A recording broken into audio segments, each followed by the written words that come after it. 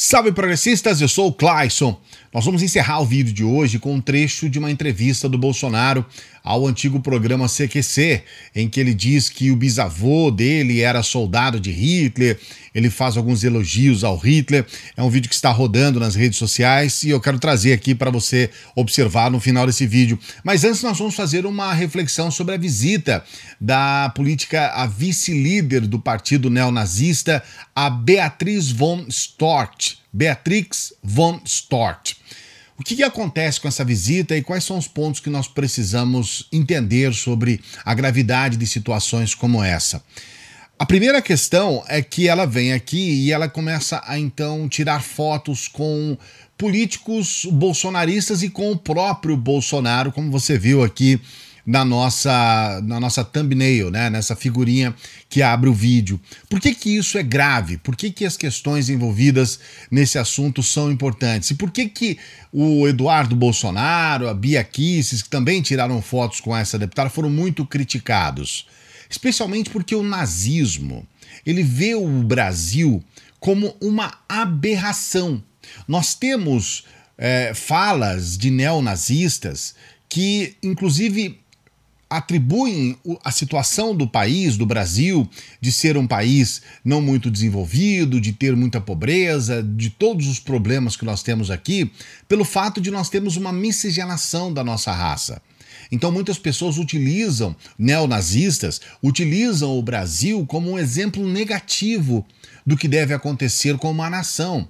A crítica dos neonazistas em relação ao Brasil, ela sempre foi muito contundente e sempre foi, obviamente, como não poderia deixar de ser, muito xenófoba. Eles veem o Brasil como um país péssimo em muitos aspectos e os brasileiros como uma sub-raça. Então é óbvio que receber uma neonazista e dar uma atenção maior, tirando fotos, todo sorridente, é uma demonstração não só de uma estupidez, de uma burrice, como de uma viralatice que não tem tamanho. Nós vamos trazer algumas outras reflexões, sempre pedindo para você dar o like aqui no vídeo. O seu like é fundamental para o nosso trabalho, então eu sempre lembro que o seu like é importante, por isso a gente pede o seu like. Pede para você se inscrever no canal, especialmente se não é a primeira vez que você está aqui conosco e você ainda não é inscrito, inscreva-se no nosso canal, ative o sininho, esteja junto com a gente, por favor. A gente não pede dinheiro, a gente pede para você se inscreva no canal, ative o sininho para você ser notificado dos vídeos, dê o like. A gente sabe que muitas pessoas gostam do trabalho que a gente desenvolve aqui, então esse é o momento para você se inscrever. Algumas questões que eu considero importantes, e a primeira, a mais importante de todas, é que existe um discurso dentro do bolsonarismo, que é o discurso de que o nazismo é de esquerda. E aí você fala, mas como assim? Recebe uma deputada, né, uma política que ela é neonazista e aí o nazismo é de esquerda, então, mas aí como é que funciona isso? E aí vão tirar fotos com o Bolsonaro. E essa é a primeira questão que você falou, tem alguma coisa de errado nessa história, né? Alguma coisa aí não funciona bem. Uma outra questão que é importante para você refletir é que Bia Kicis, Eduardo Bolsonaro, os bolsonaristas, dizem que a Beatrix, ela é conservadora. E isso não é verdade. Ela não é conservadora, ela não está dentro do espectro conservador, dentro daquilo que a gente entende de espectro ideológico político.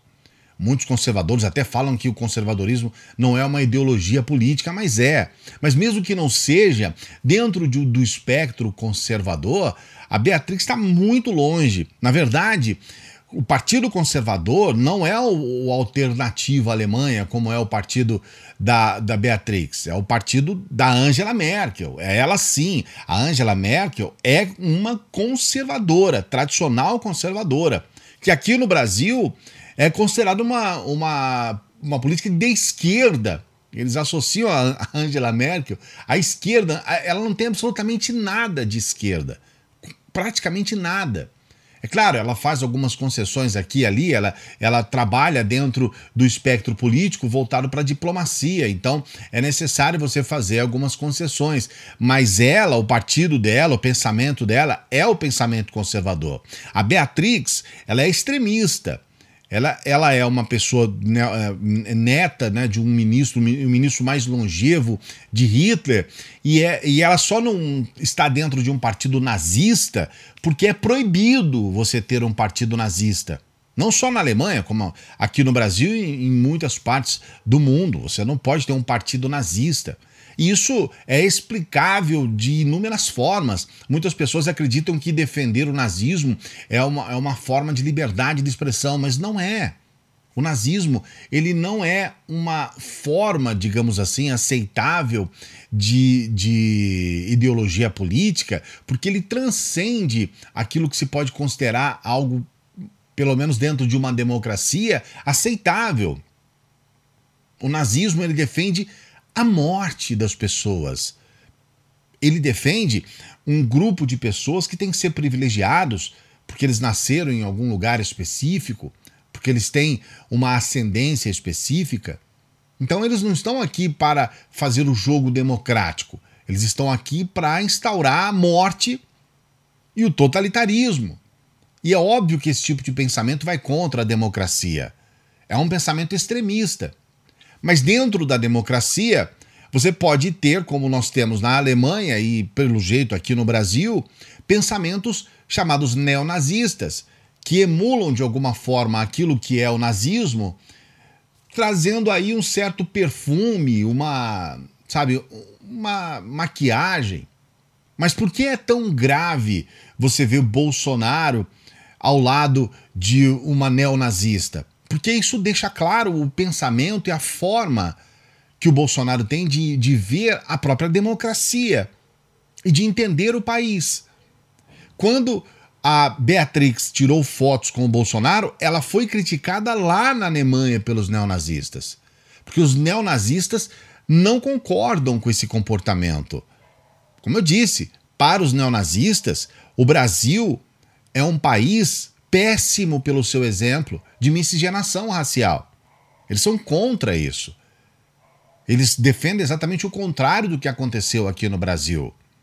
Por outro lado, eles também não veem o brasileiro não é considerado nem próximo do ideal que eles querem de ser humano. O brasileiro é muito distante. Então, para um neonazista, para um nazista, o brasileiro tem que ser morto. Essa é a grande verdade.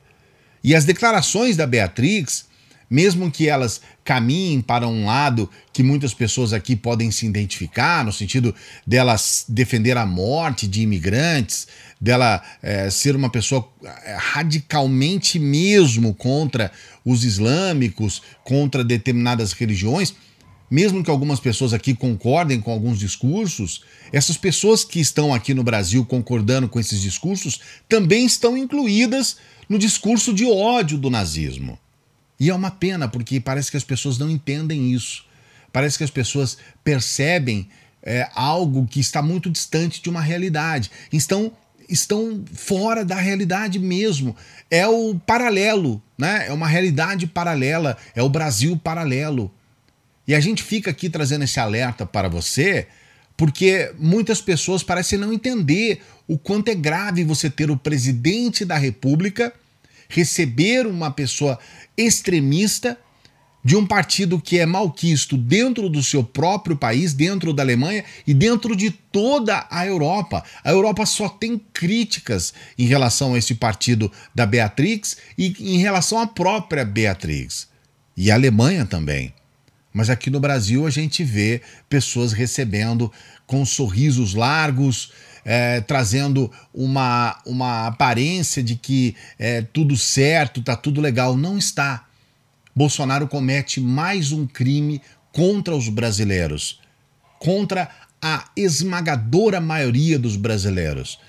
Só para iniciar, nós temos aí pelo menos metade dos brasileiros que são negros e pardos, mais da metade, e estes são considerados sub-raças, não são nem considerados seres humanos para os nazistas. Então você que é um negro ou um pardo e você defende o Bolsonaro, indiretamente você está defendendo algo que vai contra você. É o que a gente sempre diz aqui, é a barata defendendo o inseticida.